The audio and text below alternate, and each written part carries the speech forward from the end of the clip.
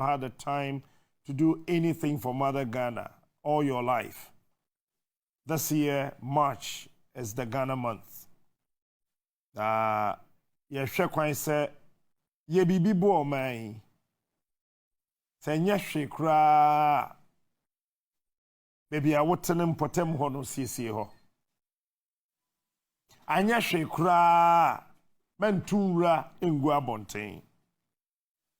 At least for once, let's show some respect to our country and show some love to Ghana, our motherland.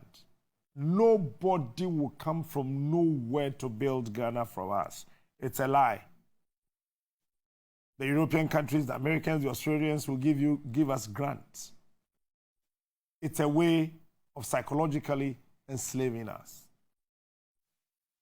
They will push our non-thinking leaders to go for loans so they can cripple us. And anytime you see a black man chasing money, he's not going for that money for the general good of the people. It's for his or her pocket. So they will push them with loans. At the end of the day, we will sit here and wallow in pain. We'll go through anguish. Let's do something, if not for anything. Yenye bibi emma on my Ghana. If you're a teacher, go to school early. If you need to start your class at 8, be there at 8. If you're a doctor, go to the hospital. Be there on time if you're a nurse. Whatever you were doing, it's got something to do with this country or any other citizen of this country. Please do it and do it well. Do not take money before you do what is expected of you. Farmers, go to the farms. I understand, I share your pain.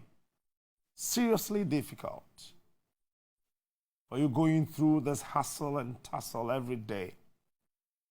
No seedlings, no nothing, but still go.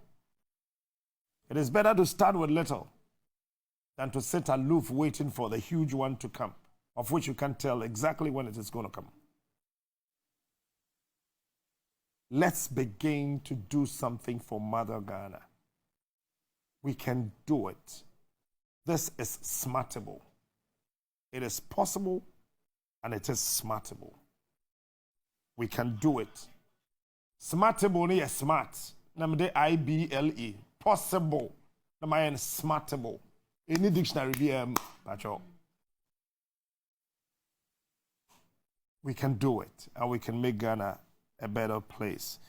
And that me wo ho ba ko ewo menchen Madame Anne-Marie Malmkvist. She's a human development activist from Sweden. Good morning. How are you? I'm fine. I love your hair. Thank you very much. You look about 60, 70 or more? I'm 65. 65! And you look very strong. I try to be. You try to be. Any secret? Yeah. I mean, what do you do to keep yourself so healthy and all that? Walking, and I have worked as a nurse. Walking? Yes, walking and, helping people once in a while.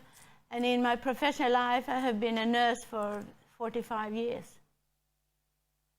You don't mean it. You've been a nurse for 45 years. Yes, I have worked in for the commune, for the Malmö commune, for 45 years. Whoa. And I must say, I really love the work. Being there to support people, it's okay. It's very fine to help you when you're ill, to comfort you, to do these things. So when I now have retired, I continue to doing these things. And when I've been brought here by Lady Dorcas Statsi, which is a friend of mine from Sweden, she's brought up in Ghana, and she wants me to come over here, and I go with her here. And we're doing things with Give to Life because I have seen the differences Ghana and Sweden, how people somewhere, young ones, children, and that they have to get education to, like you said, build up the country. So you have to listen to the youth and help the youth to develop it. We'll go deeper into that part of your answer. Is this your first time coming here? No, it's my fifth. Your fifth time? Yes. What brought you to Ghana? The first time, the second time, and even now? It was about curiosity.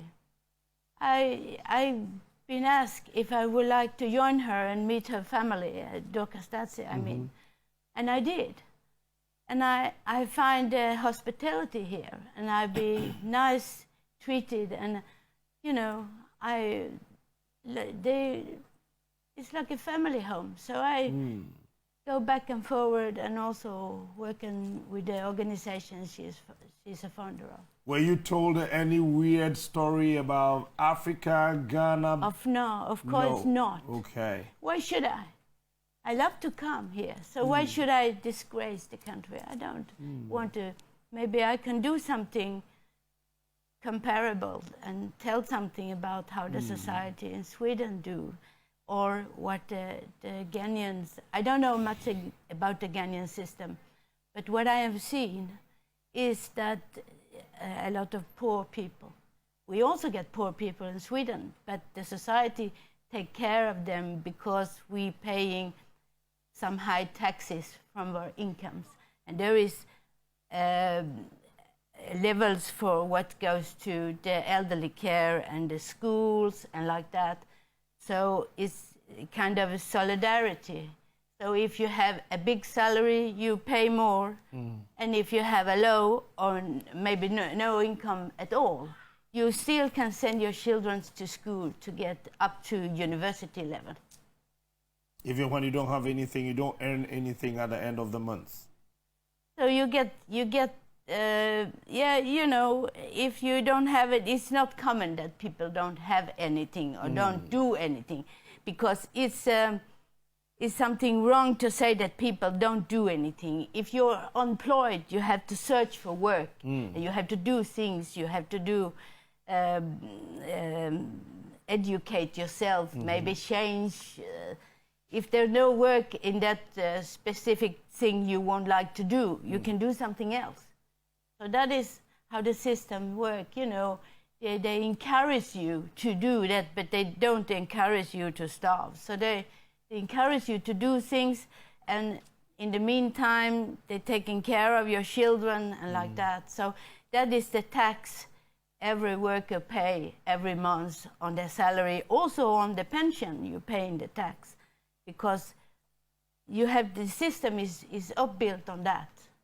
That is, you know, if you're talking in bags, there is bags for the elderly care, for the health care, for the school, for the roads, for everything to make it a good country to live in. Have you tasted any of our foods? Of course, of course. Banku. Banku? Yeah, banku with black pepper, yellow rice. Okay. And also taste fufu, but it wasn't one of my favorites, I can say. Oh, okay. But I have, you know, I haven't tasted kinky, but I know what it is. And also, wachi. Wachi? Oh yes, I like it very much. Yes, you nice. like wachi? Yeah, it's nice. It's nice. What's the kruma ope fried rice? If you Sweden ope wachi. So, have you been taught any of our languages? Either tree, vegan, whatever? Yeah, you know, some words like thank you or welcome. Like so, what's thank you in tree? Yeah, medasi. Medasi. And if I want to be real polite, then medasi pa. That's nice. You are a human development activist. Tell me, what's the difference between the black human capital, especially Ghana as in perspective, and that of Sweden?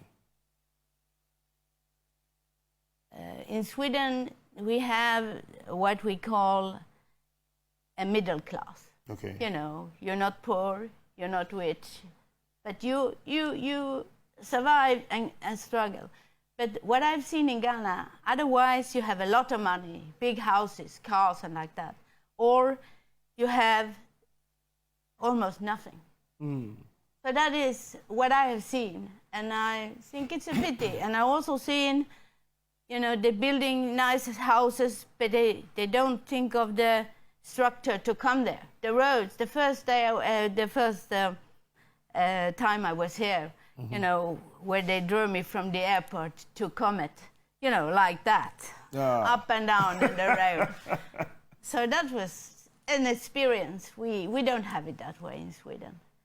So, but we have had it, you know, in the background. So Ghana also can develop the country because the people here is very nice and want to do something. But what did you do right in Sweden? What I do right? I mean, when the government, the people, you came here and you were bumping and fumbling on our roads. It was your experience, first time of that. But when you go to Sweden, it's not like that. No. That's what I want to find out from you. What happened to you, people in Sweden, that you were able to fix all the problems? How did you do that? You can't do anything yourself. You have to come together to do it. You know, if something's wrong, you have to.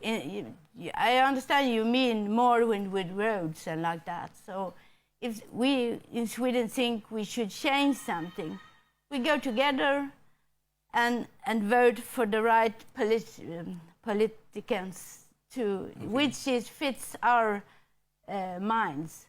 What is right for the group or what's right for me.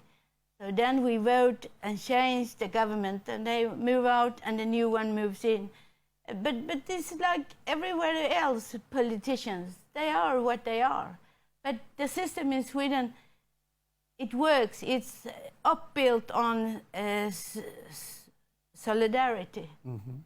So you shouldn't starve. You shouldn't. If you is in the, how can I say, in the rules of the system, and you do what you're meant to do, you don't have to stop. But some people have also psychiatric illness, don't get how to, and then they fall out of the chair, as we say, you know, and then they also. They're suffering. Everywhere in the world, people is people who are suffering. But the way we try to change in Sweden is to talk to the younger and make them educated and But here, we don't even have the time for the young ones. We think that if you are young, you don't have the brain to lead. If you are young, you can't do anything meaningful. We're always going in there for old men and women who end up messing up society. That's a pity. That's a pity. Really?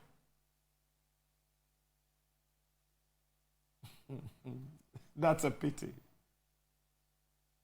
You know, as a human development aspect, what do you think we can do as Ghanaians to develop our human race from the lower stage to the upper class?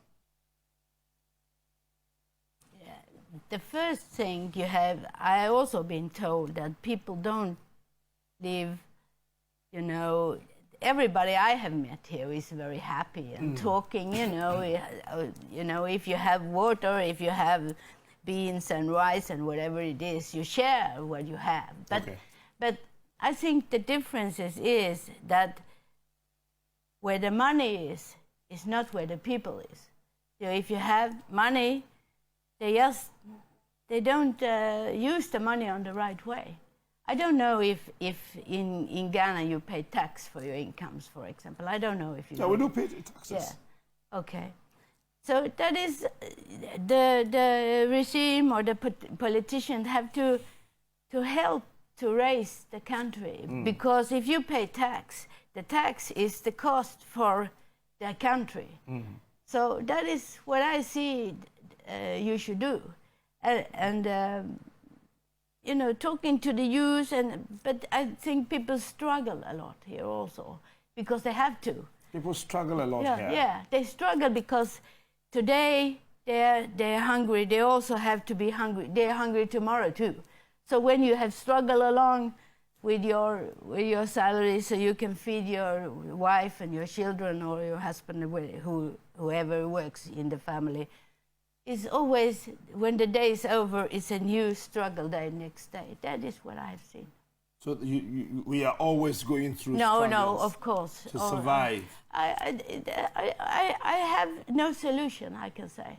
You get worried? This is your fifth time. You get worried yes, when you come here, you see people going through struggles? Yes. It's also because of that we have the foundation, you know, where we travel around helping schools and like that. So we like our Madame Dokastasi, she is from here. She knows how it works. She's brought up here, come to Sweden when she was, I don't remember how old she was, but this was 2001. I know she came here in Sweden and married a Ghanaian who had lived in Sweden for a couple of years.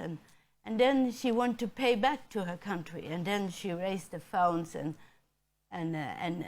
I think maybe I can do something also. So that is what we're doing. Let's talk about the struggle. One or two questions on that. Have you heard yourself or been told of any person going through some struggles that saddens your heart? Something you have seen yourself? You can share with us. If you're coming to the hospital, if you're ill, you really need help, but they ask you for the money first. They ask you for the money first? Yeah, they ask me if I can pay before they treat you. And it's not like that in Sweden? Oh, no. The bills come long afterwards because the ground is already paid from the taxes. If you go to the doctor in Sweden, you pay, for example, 150 CDs. And that is for treatments and you know, everything, and then you pay for the medicine you have. And when you inside the hospital, you pay for example, 100 CDs a day, and there is the treatment, surgery, the food, the clothes, everything paid from the tax. Wow. Over here and always struggling. Over here. People are dying before their time. It's like that. So what are you doing currently here in Ghana? I'm enjoying the people. But I also serve this organization, Give to Life, where I'm a member of and also a patron in. So we every time I'm here in Ghana, I'm going on projects we have, like skill training for youth women to get employed somewhere and like that, and helping with schools, material. And the latest program we have now is a school in Ashim, and we're making a computer room and a library, and that is what we're collecting. You know, you can't do everything on one. We also been to a foundation at some operates. We have been with clothes and, you know, food like that. And there I talked to some of the leaders for the operates, and she tells me they get money from the government to run it, but it wasn't so they can survive on it. There were 17 children in different ages, and sometimes people you know, when you can't feed them, they think somebody else can do it, put them on the stairs, so like that. And that is a pity, it hurts my soul. Certain things never happen in Sweden. You know, if you don't can afford to feed your children, you can always, not always, that's wrong to say, but get help. If you come in some difficulties, if you get unemployed, there also the union, if you pay for the union, you can get, so you can survive. So we also struggle in Sweden. It's wrong to say that we don't struggle, because we struggle from 9 to 5, or we struggle like me as a nurse and helping people, and we have, sometimes we think we have lousy schedules and like that, but that is the union for, and the union in Sweden work for us very good, together with the employer, of course, because they have no choice. We have gold. I'm sure you know of that story. We have diamond, we have timber, we have bauxite, we have all the natural resources here in this country. But we are not able to do anything meaningful for ourselves. Be sincere with me. Sometimes when you are in Sweden and you think about all the natural resources, all the minerals that we have, that we're still going through this struggle, what do you say to yourself about it? Something is wrong. Something is wrong. Yeah, something is wrong if you have all these resources in the country and you can't do something with it so the people can get better. You think it's an issue of that we are not able to think right? No. I don't think the issue is not that you can't think right, but when you the main thing in most of the families is to struggle to get food on the table the next day or to the afternoon. So you're full of these thoughts to feed your children. So them who have the resources to think otherwise, they don't think the right way, if I may say. They don't think the right way. No, they don't, and they don't do the right way either. Much more loans here and there. Our economy is crumbling. IMF, we're going, we can't make any headway, and all that. Do you personally get worried that now that it's your 5th time here in this country, you get worried like, Ghana, why can't Ghana do this for us? Do you get worried? Yeah, of course I do. I get worried for all the world, because it's like that. The world today is not a good world to live in, because that is, but I still want to go back. I want to see the change here, because there is nothing wrong with the people. Nothing wrong with the people. They're gentle and want to do something, but the resources they could have is somewhere else. What one thing would you want to change if you have the power to do that for Ghana? Giving the children resources to go to school to develop their skills. And the NGO that you are operating, and then a few other things you are doing, do you need any kind of support, any kind of help? Yes, we would love to have that from the government, if this is possible. We also have some lunching where one of our Ghana's minister were there. So I'm sorry, I don't remember her name, but she was there. And she also speaks there and talks there when we have that. So I myself, I wasn't here at the time, but I saw it, you know, when she was there. We had it uploaded so I could watch. I am very interested of this country. I can't explain why, but I really love it. So I will come back more often, and I will do the work I have continued to do as long as I possibly can. Finally, what would you want to say?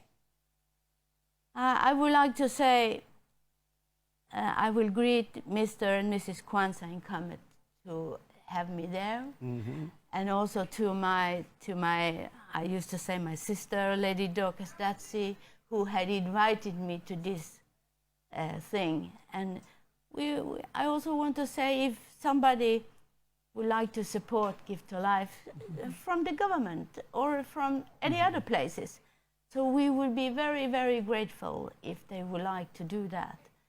So that is what I would, and thank you very much for having me here. You're most welcome.